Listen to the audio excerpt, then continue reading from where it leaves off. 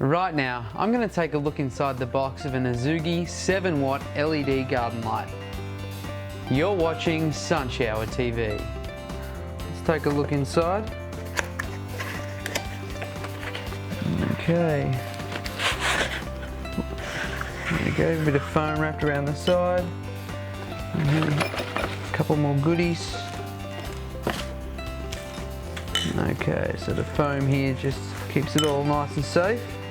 See the globe or the light source here is built into the fitting, and then we have our spike as well, which attaches onto here.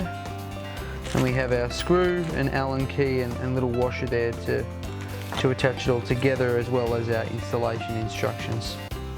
And that's it. Links to all the products are in the description below, and if you found that video useful, please give it a like and subscribe on YouTube.